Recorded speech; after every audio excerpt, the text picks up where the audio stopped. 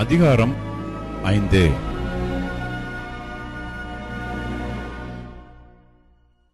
இயேசுவானவரே கிறிஸ்து என்று விசுவாசிக்கிற எவனும் தேவனால் பிறந்திருக்கிறான். பிறப்பித்தவரிடத்தில் அன்பு கூறுகிற எவனும் அவரால் பிறப்பிக்கப்பட்டவனிடத்திலும் அன்பு கூறுகிறான். நாம் தேவனிடத்தில் அன்பு கூர்ந்து அவருடைய கற்பனைகளை கைக்கொள்ளும் போது தேவனுடைய பிள்ளைகளிடத்தில் அன்பு கூறுகிறோம் என்று அறிந்து கொள்கிறோம். நாம் தேவனுடைய கற்பனைகளை கைக்கொள்வதே அவரிடத்தில் அன்பு கூறுவதாம். அவருடைய கற்பனைகள் பாரமானவைகளும் அல்ல. தேவனால் பிறப்பதெல்லாம் உலகத்தை ஜெயிக்கும். நம்முடைய விசுவாசமே உலகத்தை ஜெயிக்கிற ஜெயம். இயேசுவானவர் தேவனுடைய குமாரன் என்று விசுவாசிக்கிறவனே அன்றி உலகத்தை ஜெயிக்கிறவன் யார்? இயேசு கிறிஸ்துவாகிய இவரே ஜலத்தினாலும் இரத்தத்தினாலும் வந்தவர். ஜலத்தினாலே மாத்திரமல்ல, ஜலத்தினாலும் இரத்தத்தினாலும் வந்தவர். ஆவியானவர் சத்தியமாகையால் ஆவியானவரே சாட்சி கொடுக்கிறவர். பரலோகத்திலே சாட்சி இடுகிறவர்கள் மூவர், பிதா, வார்த்தை, பரிசுத்த ஆவி என்பவர்களே. இம்மூவரும் ஒன்றாயிருக்கிறார்கள். பூலோகத்திலே சாட்சி இடுகிறவைகள் மூன்று, ஆவி, ஜலம், இரத்தம் என்பவைகளே. இம்மூன்றும் ஒருமைப்பட்டிருக்கிறது.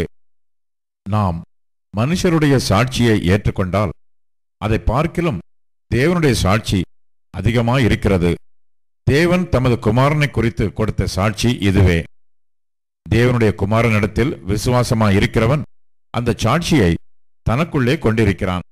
தேவனை விசுவாசியாதவனோ தேவன் தம்முடைய குமாரனை குறித்து கொடுத்த சாட்சியை விசுவாசியாததினால் அவரை பொய்யராக்குகிறான். தேவன் நமக்கு நித்திய ஜீவனை தந்திருக்கிறார். அந்த ஜீவன் அவருடைய குமாரனில் இருக்கிறது என்பதே அந்த சாட்சியாம். குமாரனை உடையவன் ஜீவனை உடையவன். தேவனுடைய குமாரன் இல்லாதவன் ஜீவன் இல்லாதவன்.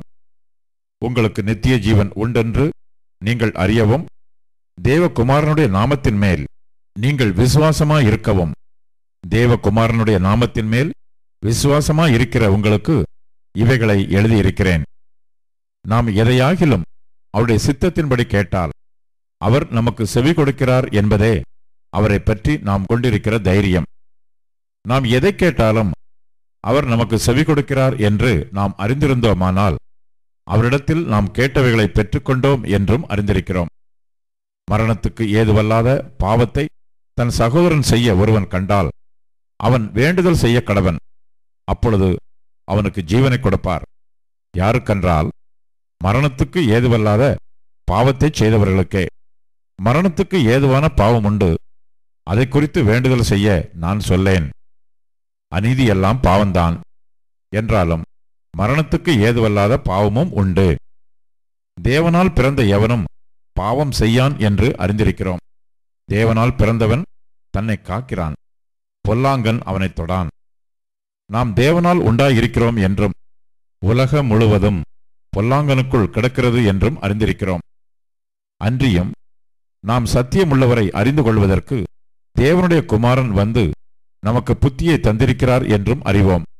அவருடைய குமாரனாகிய இயேசு கிறிஸ்து என்னப்பட்ட சத்தியமுள்ளவருக்குள்ளும் இருக்கிறோம். இவரே மெய்யான தேவனும் நித்திய ஜீவனுமாய் இருக்கிறார். பிள்ளைகளே, நீங்கள் விக்கிரகங்களுக்கு விலகி உங்களை காத்துக் கொள்வீர்களாக. ஆமேன்.